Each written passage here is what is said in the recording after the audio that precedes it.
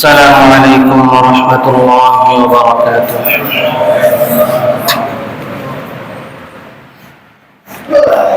الحمد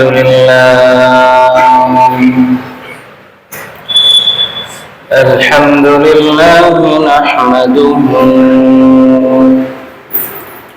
ونستعينه ونستغفره ونؤمن به ونتوكل عليه ونعوذ بالله من شرور أنفسنا ومن سيئات أعمالنا.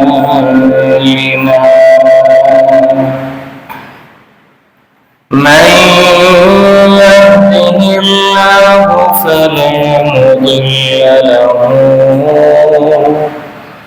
ومن يضلله فلا هادي له. ونشهد أن لا إله إلا الله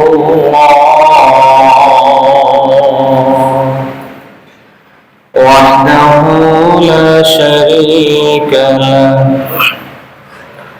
ونشهد أن سيدنا وسندنا وحبيبنا وحبيب ربنا وطبيبنا وطبيب قلوبنا وأولانا ومولانا محمدا عبده ورسوله صلى الله تعالى عليه وعلى آله وأصحابه وبارك وسلم تسليما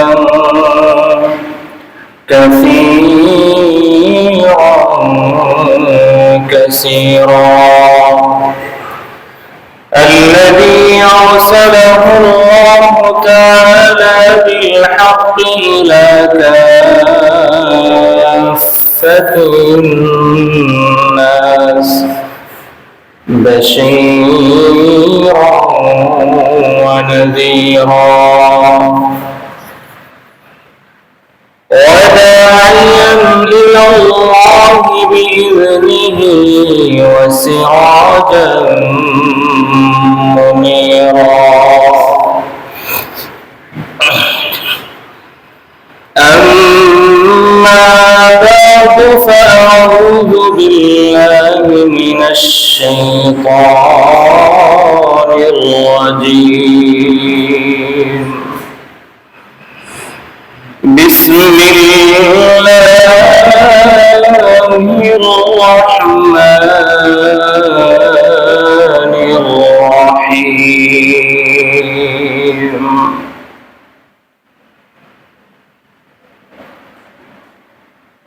يا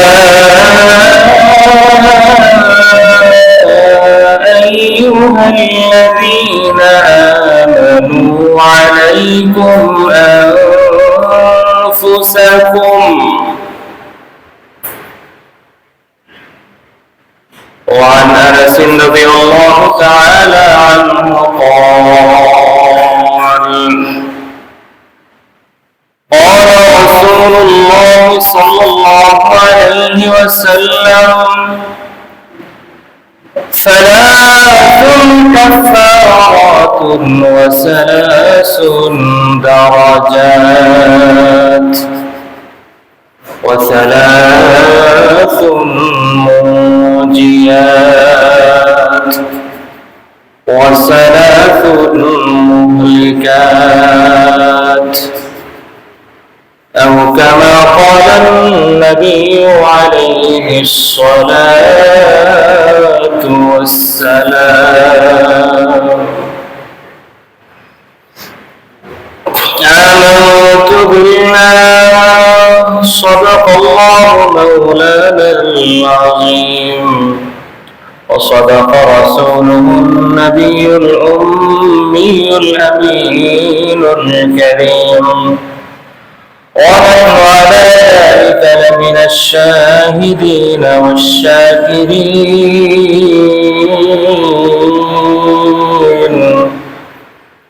والحمد لله رب العالمين.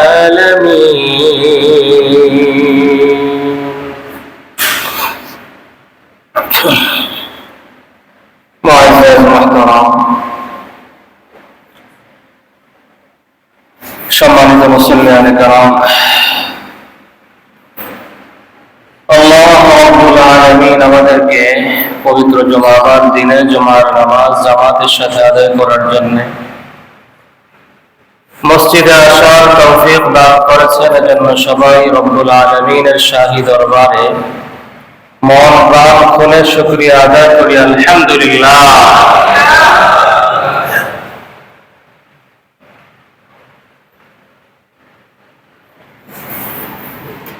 রাসূল করিম সাল্লাল্লাহু আলাইহি ওয়াসাল্লামের সাহাবী হযরত আনাস ইবনে মালিক রাদিয়াল্লাহু তাআলা আনহু নবীজি থেকে তিনি একটি হাদিস বর্ণনা করেন। হাদিসটির মধ্যে আল্লাহর হাবিব সাল্লাল্লাহু আলাইহি ওয়াসাল্লাম আমাদেরকে কিছু দিক নির্দেশনা দিয়েছেন, যেই দিক নির্দেশনাগুলি, যেই বিষয়গুলি আমাদের অর্জন করা একান্ত জরুরি।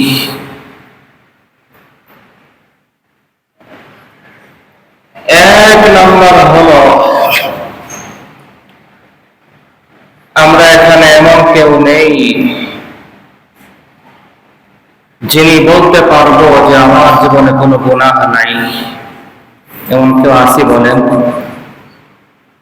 সবাই বলি নাকি বলেন? অনেকে আছে এরকম নাকি, কি বলেন? কেউ আছে এরকম যে বলতে পারবো আমার জীবনে কোনো গুনাহ নাই? আছে এরকম কেউ বলেন? না। এমন কেউ আছে আমরা এখানে যা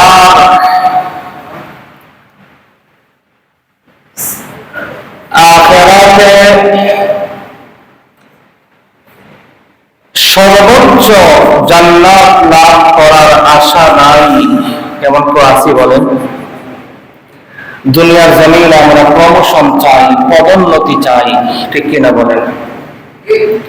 দুনিয়া আখিরাতে আমাদের পদোন্নতি হোক আল্লাহর কাছে। দুনিয়াতে আমি বান্দা হিসাবে আমার মাওলার কাছে আমার উন্নতি হোক, আখিরাতে আমি একজন প্রিয় বান্দা হিসাবে আমার জান্নাতে উন্নতি হোক, আমি সর্বোচ্চ জান্নাত লাভ করি। কি বলেন? এটা আমাদের হৃদয়ের আশা কিনা বলেন? জোরে বলেন সবাই। আমাদের এটা আশা না? সবাই চাই আমাদের আখিরাতে জান্নাতের স্তর বৃদ্ধি হোক। মুসলমান হিসাবে, মুমিন হিসাবে যত উন্নত পর্যায়ের জান্নাত, জান্নাতের যত উন্নত আসন হতে পারে সেটি আমি পেয়ে যাই। কি বলেন? এই আকাঙ্ক্ষা আমাদের আছে কিনা বলেন? মুমিন মুসলমান হিসাবে দুনিয়ার যাবতীয় বিপদ আপদগুলো থেকে আল্লাহ আমাদেরকে মুক্তি দিয়ে দেন। আখিরাতের সমস্ত বিপদ আপদগুলো থেকে, কবরের কঠিন ঘাটি থেকে, ময়দানে মাহশরের কঠিন মুহূর্ত, কঠিন পরীক্ষা থেকে, এক কথায় দুনিয়া আখিরাতের যাবতীয় কঠিন পরিস্থিতি থেকে আল্লাহ আমাদেরকে মুক্তি দিয়ে দেন। এটা আমরা চাই কিনা বলেন? যেটা বলেন সবাই চাই কিনা বলেন?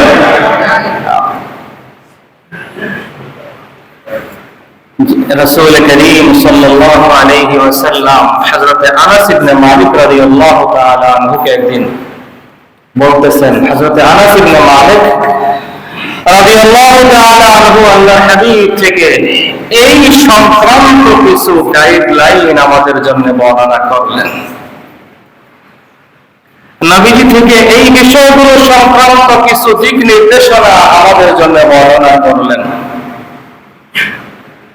আল্লাহর হাবিব বলেন, হযরত আনাস ইবনে মালিক রাদিয়াল্লাহু তাআলা আনহু থেকে বর্ণিত, তিনি বলেন, ক্বালা রাসূলুল্লাহ সাল্লাল্লাহু আলাইহি ওয়াসাল্লাম, আল্লাহর নবী বলেন, সালাতুন কাফফারাত।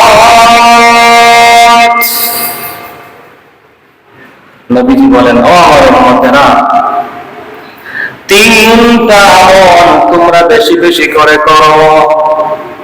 কয়টা আমল সবাই বলেন? খুব গুরুত্বপূর্ণ হাদিসটা, খুব গুরুত্বপূর্ণ, খুব মনোযোগ দিয়ে আমরা সবাই শুনি, আমলের নিয়তে শুনি। আল্লাহ আমাদেরকে আমল করার তৌফিক দান করুন, সবাই বলেন আমিন। রাসূল বলেন, হযরত আনাস ইবনে মালিক থেকে বর্ণিত, আল্লাহর হাবিব বলেন, ও আমার উম্মতেরা, তিনটা আমল তোমরা করো। কয়টা আমল বলেন? এক নম্বর, ইসবাহুল ওযুই ফিস সালাত। যত কঠিন মুহূর্ত হোক, মারাত্মক শীতের সময় গায়ে পানি লাগানো যায় না, হাতে পানি লাগানো যায় না, পানি নেওয়া যায় না, বরফ পানি। জীবনের যত মুহূর্তে যখন তুমি ওযুর জন্য বসবে, যত কষ্টই হোক না কেন, আমি নবীর সুন্নত তরিকা মতো ওযুটা করো। এক নাম্বার আমল হলো, নবীজি বলেন, আমার সুন্নত তরিকায় ওযু করো।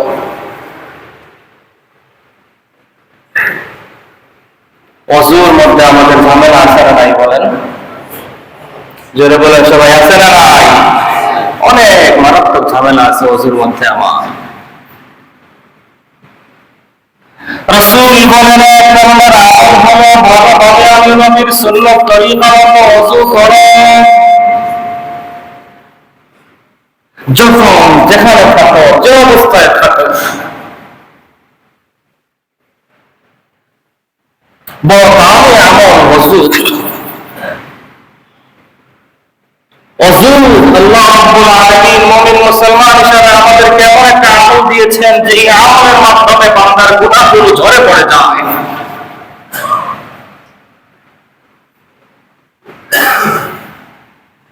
আল্লাহ নবী বলেন, ভালোভাবে নবীর সুন্নত তরিকা মতো ওযু করো। ওয়া ইনতিযারুস সালাতি বা'দাস সালাওয়াত, এবং এক ওয়াক্ত নামাজের জামাত আদায় করার পরে আরেক ওয়াক্ত নামাজের জামাতের অপেক্ষা করো। জামাতে শরীক হওয়ার অপেক্ষায় থাকো, নামাজের অপেক্ষা করো। অপেক্ষা মানে দুনিয়ার সব কিছু বাদ দিয়ে অপেক্ষা না।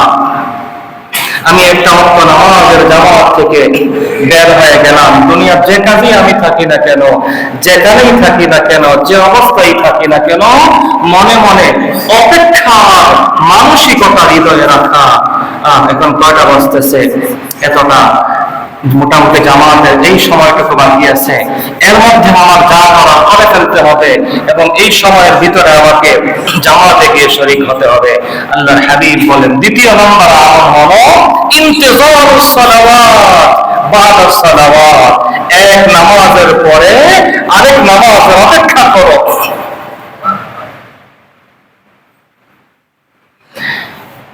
তিন নম্বর আমল হলো রাফউল আকদামি ইলাল জামাত।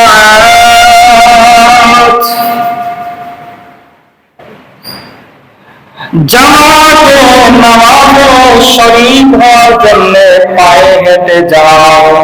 ঘর থেকে ওযু করে জামাতে শরীক হওয়ার জন্য পায়ে হেঁটে মসজিদের দিকে যাও।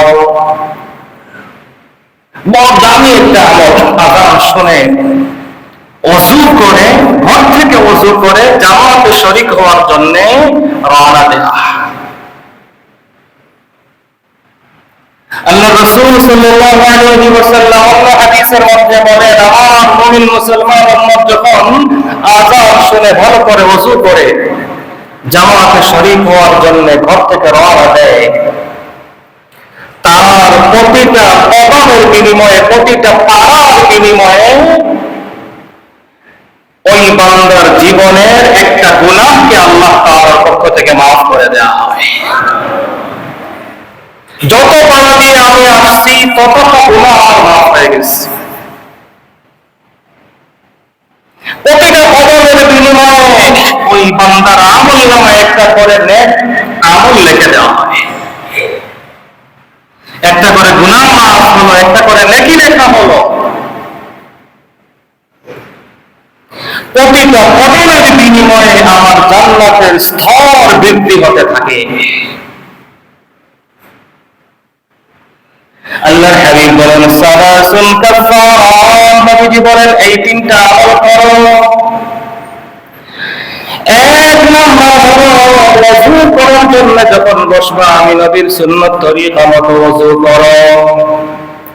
দুই নাম্বার হলো এক ওয়াক্ত নামাজের জামাত থেকে বের হওয়ার সঙ্গে সঙ্গে দ্বিতীয় ওয়াক্ত নামাজের জন্য অপেক্ষায় লেগে যাও, অপেক্ষা করতে থাকো। তিন নম্বর হলো আযান শুনলে ঘর থেকে ওযু করে জামাতে শরীক হওয়ার জন্য পায়ে হেঁটে রওনা দিয়ে দাও। আল্লাহর হাবিব বলেন সালাস, আমার উম্মতের জীবনে এই তিনটা আমল থাকবে। এই তিন আমল উম্মতের ব্যাপারে আমি নবী সুসংবাদ দিয়ে দিলাম। এই তিনটা আমল আমার যে উম্মতেরা করবে তাদের জীবনের গুনাহগুলোকে আল্লাহ তাআলা মাফ করে দিবে। তাদের জীবনের গুনাহগুলোকে আল্লাহ শুধু মাফ করবেন এমনটাই নয়, বরং তাদের জীবনের গুনাহগুলোকে আল্লাহ মাফ করার পাশাপাশি তাদের জীবনের গুনাহগুলোকে আল্লাহ নেক আমলের দ্বারা পরিবর্তন করে দিবে। গুনাহ মাফ হবে এবং গুনাহগুলোকে আল্লাহ তাআলা নেকির দ্বারা পরিবর্তন করে দিবেন। এই তিনটা আমল যাদের জীবনে থাকবে, সুন্নাত তরিকায় ওযু এক নম্বর আমল। দুই নম্বর আমল হলো এক জামাতের পরে আরেক জামাতের অপেক্ষায় থাকা। তিন নম্বর আমল হলো আযান শোনার সাথে সাথে ঘর থেকে ওযু করে পায়ে হেঁটে মসজিদের দিকে রওনা দিয়ে দেয়া। এই ময়দানে মাহশরে আমার জন্য আল্লাহ দরবারে সাক্ষী দিবে, আল্লাহ দুনিয়ার জমিনে আপনার বান্দা আমাকে ব্যবহার করে জমিনের উপর দিয়ে হেঁটে জামাতে শরীক হওয়ার জন্য গিয়েছিল। যে জমিনের উপর দিয়ে হেঁটে আমি মসজিদে আসবো, ওই জমিন হাশরের ময়দানে আল্লাহ দরবারে আমার পক্ষে সাক্ষী দিবে যে আল্লাহ আমার উপর দিয়ে হেঁটে আপনার বান্দা মসজিদে গিয়েছিল জামাতে শরীক হওয়ার জন্য। আমার জন্য আমার পা সাক্ষী, আমার জন্য আমার জমিন সাক্ষী, আমার জন্য আমার অন্যান্য অঙ্গ প্রত্যঙ্গ সব সাক্ষী। হযরত আনাস ইবনে মালিক রাদিয়াল্লাহু তাআলা আনহু থেকে বর্ণিত, রাসূল বলেন এই তিনটা আমল যাদের জীবনে থাকবে এদের জীবনের গুনাহগুলো আল্লাহ মাফ করবেন, এদের গুনাহগুলোকে আল্লাহ নেক আমলের দ্বারা পরিবর্তন করে দিবেন। কি বলেন, আমলগুলো কঠিন না সহজ? বলেন সবাই, যারা বলি সহজ না কঠিন বলেন? সহজ। চেষ্টা করবো আমরা আজকের পর থেকে যেন এই আমলগুলো আমাদের সবার নিয়মিত হয়। আল্লাহ আমাদেরকে তৌফিক দান করুন। রাসূল করিম সাল্লাল্লাহু আলাইহি ওয়াসাল্লাম বলেন ওয়া সালাসান দারাজাতুন, আর তিনটা আমল আমি নবী তোমাদের জন্য দিয়ে গেলাম। ওই তিনটা আমল যদি তোমরা জীবনে আঁকড়ে ধরে রাখতে পারো, আমি নবী কথা দিলাম এই তিনটা আমলের বিনিময়ে আল্লাহ রাব্বুল আলামিন তোমাদেরকে জান্নাতের সর্বোচ্চ আসনে সমাসীন করবেন। বান্দা হিসাবে, মুমিন হিসাবে একজন বান্দা জান্নাতের সর্বোচ্চ যে আসন পাওয়ার দাবিদার পেতে পারে, পাওয়ার সুযোগ আছে। এই তিনটা আমল তার জীবনে থাকবে, আল্লাহ তাআলা তার জান্নাতের স্তর, জান্নাতের গাছগুলোকে আল্লাহ বাড়ায়া দিবেন। জান্নাতের সর্বোচ্চ আসনে আল্লাহ পাক এই বান্দাদেরকে সমাসীন করবেন। সেই 3 আমলের মধ্যে 1 নম্বর আমল হলো ফাইতুআম, বেশি বেশি অন্যকে খাবার খাওয়ানো, অন্যকে খাবার খাওয়া। 2 নম্বর আমল হলো ইফশাউস সালাম, বেশি বেশি সালামের আমল করা। 1 নম্বর আমল সুযোগ হলে, যখন সুযোগ হয় তখনই অন্য আরেকজন মুমিন মুসলমানকে খাবার খাওয়ানো, একজন অনাহারীকে পেলে তাকে খাবার খাওয়ানো, একজন আল্লাহর প্রিয় বান্দাকে পেলে অন্য মুমিন মুসলমানকে, অন্য মানুষকে খাবার খাওয়ানো। অন্যকে খাবার খাওয়ানোটা আল্লাহর কাছে বড় দামি। একজন মুমিন মুসলমান যখন অন্য আরেকজন মুমিনের জন্য খাবারের ব্যবস্থা করে, তখন ওই বান্দার উপর খুশি হয়ে আরশে আজিমের মালিক ওই বান্দা রিজিকের দুয়ারকে আল্লাহ খুলে দেন। ওই বান্দার রিজিকের মধ্যে আল্লাহ বরকত দিয়ে দেন। অনাকাঙ্ক্ষিত সোর্স থেকে, অনাকাঙ্ক্ষিত উৎস থেকে আল্লাহ ওই বান্দার জন্য রিজিকের ফয়সালা করে দেন। এই জায়গায় আমরা সবাই আটকা, ঠিক কিনা বলেন? কথা বলে সবাই আটকা কিনা বলেন? এই জায়গায় আমরা মন তুলতে হবে, অন্যকে বেশি বেশি খাওয়াতে হবে, অন্যের জন্য খরচ করার চিন্তা করতে হবে। নিজের বেলায় 16 আনা, অন্যের বেলায় 0 আনা, এমন না হওয়া, বরং নিজের বেলায় 16 আনা হলে অন্যের বেলায় তার চেয়ে বেশি হওয়ার চেষ্টা করা। তাহলে আমার রিজিকের মধ্যে বরকত দিয়ে দিবেন কে বলেন? আল্লাহ। রাসূল বলেন যে এই আমল করো, তোমার জান্নাতের স্তরকে আল্লাহ বাড়িয়ে দিবে। তুমি একজন মুমিন মুসলমান বান্দা হিসেবে আল্লাহ তোমাকে জান্নাতের সর্বোচ্চ আসনে সমাসীন করবে। একজন বান্দা হিসেবে, মুমিন মুসলমান হিসেবে যত উন্নত আসন পাওয়ার আশা সুযোগ আছে একজন মুমিনের, একজন বান্দার, আল্লাহ তোমাকে সেই পর্যন্ত পৌঁছায় দিবে। 3টা আমল করো। 1 নম্বর আমল হলো অন্যকে বেশি বেশি খাবার খাওয়া। 2 নম্বর আমল হলো ইফশাউস সালাম, বেশি বেশি সালামের আমল করো। আল্লাহর নবী বলেন সালাম যত বেশি একে অন্যকে দেওয়া যায়, সালামের আমল করো।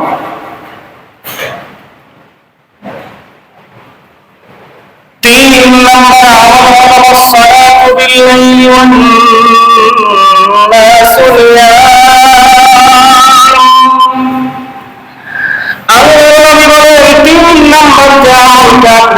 সেটা হলো গভীর রজনীতে তাহাজ্জুদের নামাজের আমলকে আঁকড়ে ধরো। ওয়াস-সালাতু বিল-লাইল, রাত যখন গভীর হয়, ওয়ান-নাসু নিয়াম, যখন সমস্ত মানুষ ঘুমে বিভোর হয়ে পড়ে, শেষ রাত্রির সেই মহব্বতের সময়, ভালোবাসার সময়, যেই সময়ে বান্দার সাথে আল্লাহর গভীর সম্পর্ক তৈরি করার সুযোগ, সেই সময়ে আরামের বিছানা ছেড়ে দিয়ে নামাজের মুসল্লায় দাঁড়িয়ে যাও। তাহাজ্জুদের নামাজের আমলকে জীবনের একটা অন্যতম অভ্যাস বানায় নাও।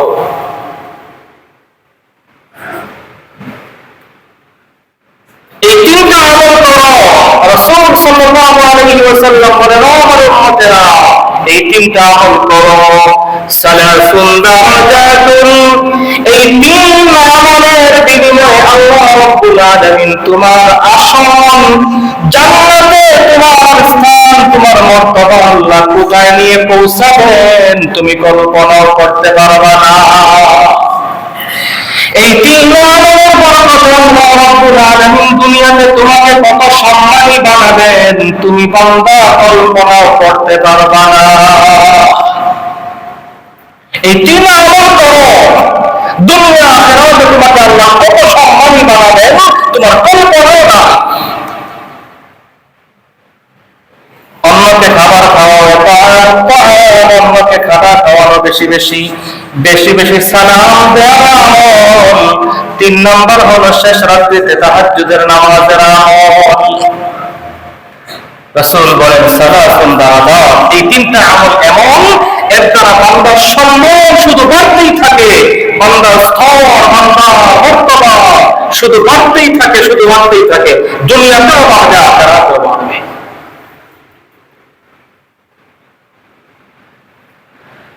আল্লাহ হাবিব সাল্লাল্লাহু আলাইহি ওয়াসাল্লাম বলেন ওয়া সালাসুল মুনজিয়াত, নবীজি বলেন আমার উম্মতেরা তিনটা আমল করো, এই তিনটা আমলের বিনিময়ে আল্লাহ রাব্বুল আলামিন তোমাকে দুনিয়া আখিরাতের সমস্ত বিপদ আপদ থেকে হেফাজত করবেন। এক নম্বর আমল হলো সালাতুল ফিল গাদাবি ওয়াল রিদা। মন ভালো আছে, মনে রাগ আছে, মনটা খারাপ আছে, সার্বিক অবস্থায় সর্বাবস্থায় ইনসাফের উপর থাকো। কখনো কারো প্রতি কোনো কাজের মাধ্যমে, কথার মাধ্যমে, আমলের মাধ্যমে বেইনসাফি করবা না। ফালআদলু ফিল গাদাবি ওয়াল রিদা, সার্বিক অবস্থায় ইনসাফের উপর থাকা। ওয়াইদা কুনতুম ফাআদিলু, কথা বললে কথাটাও যেন ইনসাফের সাথে হয়, কাজ করলে কাজটাও যেন ইনসাফের সাথে হয়, যে কোনো আচরণটা যেন তোমার অন্যের সাথে করাকালীন আচরণটা ইনসাফের সাথে যেন হয়, বেইনসাফি যেন কোনোভাবেই না হয়। ফালআদলু ফিল গাদাবি ওয়াল রিদা। কুরআনে কারীমের আয়াতে কারীমার মধ্যে আল্লাহ রাব্বুল আলামিন যে আয়াতটা আমরা জুমার নামাজের দ্বিতীয় খুতবাতে সব সময় শুনি, ইন্নাল্লাহা ইয়া'মুরুকুম বিল আদলি ওয়াল ইহসান ওয়া ইতা'i বিল কুরবা ওয়া ইয়ানহা আনিল ফাহশাই ওয়াল মুনকার। এক নম্বর আল্লাহ তাআলা আমাদেরকে চারটা বিষয়ের নির্দেশ দিচ্ছেন। এক নম্বর হলো ইন্নাল্লাহা ইয়া'মুরুকুম বিল আদল, আল্লাহ বলেন আমি আল্লাহ তোমাদেরকে হুকুম দিচ্ছি তোমরা ইনসাফের উপর চলো, ইনসাফের উপর চলো, ইনসাফদার হয়ে যাও, কথাবার্তা সবকিছুর মধ্যে তোমাদের ইনসাফকে প্রতিষ্ঠা করো। রাসূল বলেন তিনটা আমল করো, এক নম্বর হলো ফালআদলু ফিল গাদাবি ওয়াল রিদা, মনটা খারাপ, মনটা ভালো, সার্বিক অবস্থায়, জীবনের সর্বাবস্থায় তুমি ইনসাফের উপর চলো। ওয়াল কসদু ফিল ফাকরি ওয়াল গিনা, অভাবে, সচ্ছলতায়, অসচ্ছলতায়, সর্বাবস্থায় নিজের জীবনের চলাফেরাকে মধ্যম পন্থায় নিয়ে আসো। ভোগ বিলাসীও না, আবার অভাবে পড়ে গেলে একদম ভিখারিও না, এমন হয়ে যেও না। বর্তমানে আমার আছে আলহামদুলিল্লাহ, এত ভোগ বিলাসিতার মধ্যে আমি পড়ে গেলাম, আবার এখন নাই, ভিখারি হয়ে গেলাম। রাসূল বলেন এমন হয় না, সর্বাবস্থায় তোমার লাইফ স্টাইলটাকে তুমি মধ্যম পন্থায় রাখো। ফাল কসদু ফিল ফাকরি ওয়াল গিনা,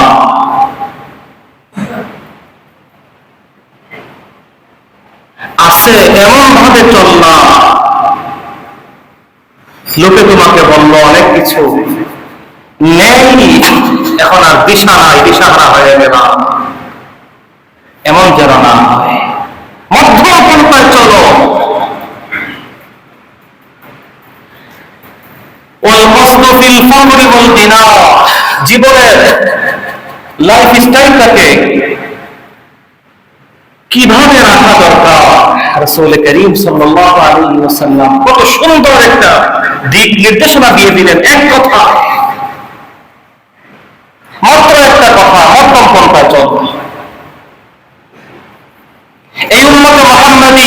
এই উম্মত হলো মধ্যম পন্থা অবলম্বনকারী উম্মত। এই উম্মতের শরীয়তের বিধানের মধ্যে কোনো বাড়াবাড়িও নাই, ছড়াছড়িও নাই, সবকিছুর মধ্যে মধ্যম পন্থা। আল্লাহ রাব্বুল আলামিন সূরা বাকারার মধ্যে এই উম্মতকে, আমাদেরকে উম্মতে মুহাম্মাদীকে উম্মাতান ওয়াসাতা বলে সম্বোধন করেছেন। ওয়াকাযালিকা জাআলনাকুম উম্মাতান ওয়াসাতা, আমি আল্লাহ তোমাদেরকে বানিয়েছি উম্মতে ওয়াসাত। মুফাসসিরিন কেরাম এই আয়াতের তাফসীরে বলেন উম্মাতান ওয়াসাতান আই মু'তাদিলান বাইনাল ইফরাত ওয়াত তাফরীত। এই উম্মত হলো সেই উম্মত যে উম্মতের শরীয়তের মধ্যে, দ্বীনি বিধানের মধ্যে, উম্মতের লাইফস্টাইলের মধ্যে, কোন কিছুর মধ্যে কোন ধরনের বাড়াবাড়ি থাকবে না। উম্মতের পুরো জিন্দেগিটা হবে মধ্যম পন্থার জিন্দেগি। রাসূল বলেন তিনটা আমল করো। এক নম্বর হলো জীবনের সর্বাবস্থায় ইনসাফের উপর থাকো। দুই নম্বর হলো তোমার লাইফ স্টাইলটাকে তুমি মধ্যম পন্থায় নিয়ে আসো। তিন নম্বর হলো খাশিয়াতুল্লাহ তাআলা ফিস সিররি ওয়াল আলানিয়া। আল্লাহর নবী বলেন তিন নম্বরের একটা আমল করো, সেই আমলটা হলো দিবালোকে প্রকাশ্যে রাতের আধারে দিনের আলোতে যখন যেখানে যে অবস্থায় থাকো না কেন, খাশিয়াতুল্লাহ তাআলা সর্বাবস্থায় তুমি তোমার জীবনে আল্লাহ রাব্বুল আলামিনের ভয় অন্তরে ধারণ করো। বড় গুরুত্বপূর্ণ এই হাদিসটা। হাদিসের শব্দগুলো বড় সুন্দর। আল্লাহ হাবিব বলতেছেন খাশিয়াতুল্লাহ তাআলা ফিস সিররি ওয়াল আলানিয়া, গোপনে আছো, অন্ধকারে কেউ তোমাকে দেখবে না, এ ভেবে গুনাহের মধ্যে জড়িয়ে পড়ো না। গোপনে প্রকাশ্যে যখন যেখানে থাকো, পৃথিবীর কেউ তোমাকে না দেখলেও, পৃথিবীর কেউ আমাকে আপনাকে না দেখলেও, যেখানে আমাকে আপনাকে পৃথিবীর কেউ দেখার মতো কোনো সুযোগ নেই, সেখানে আমাদেরকে কে দেখেন বলেন? যদি বলেন কে দেখেন? আল্লাহ। রাসূল বলেন খাশিয়াতুল্লাহ তাআলা ফিস সিররি ওয়াল আলানিয়া। ও আমার উম্মত, গোপনে প্রকাশ্যে সর্বাবস্থা সর্বদা আল্লাহর ভয় অন্তরে ধারণ করো।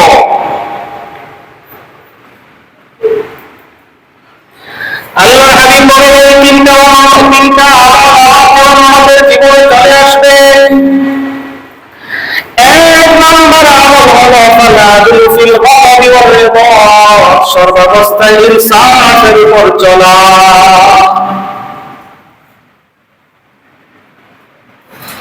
দুই নম্বর আমল হলো লাইফটাকে, জীবনটাকে মধ্যম পন্থায় পরিচালনা করা। জীবন জীবিকাকে মধ্যম পন্থায় রাখা। তিন নম্বর আমল হলো গোপনে প্রকাশ্যে অন্ধকারে আলোতে সর্বাবস্থায় সর্বদা বান্দা হিসাবে আল্লাহ রাব্বুল আলামিনের ভয় অন্তরে রাখা। আল্লাহ হাবিব বলেন এই তিনটা আমল আমাদের উম্মত জীবনে আঁকড়ে ধরবে। আমার এই উম্মতের জন্য সুসংবাদ দিয়ে গেলাম, আমার এই উম্মতদেরকে আল্লাহ রাব্বুল আলামিন তার নিজ কুদরতি জিম্মাদারিতে দুনিয়া আখিরাতের সমস্ত বিপদ আপদ থেকে আল্লাহ হেফাজত করবে।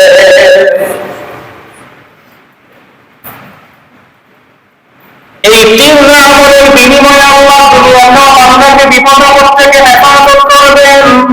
আখিরাতে কবরে ময়দানে মাহশরে যত কঠিন ঘাটি আছে, এই তিনটা আমল উম্মতের আমলনামায় থাকবে। এই তিন আমলের ওসিলায় আল্লাহ তার বান্দাকে আখিরাতের কঠিন ঘাটিগুলোতেও পার করে দিবে।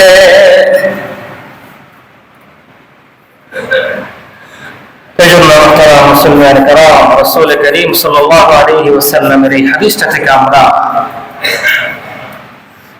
যে আমলগুলো সম্পর্কে দিক নির্দেশনা পেলাম, আমলগুলোর যেই ফজিলত, সেই ফজিলতগুলো আমাদের অর্জন করা খুবই জরুরি। এক হলো জীবনের গুনাহগুলো মাফ করানো, জীবনের গুনাহগুলোকে নেকির দ্বারা পরিবর্তন করানো, এটাও আমাদের জন্য জরুরি।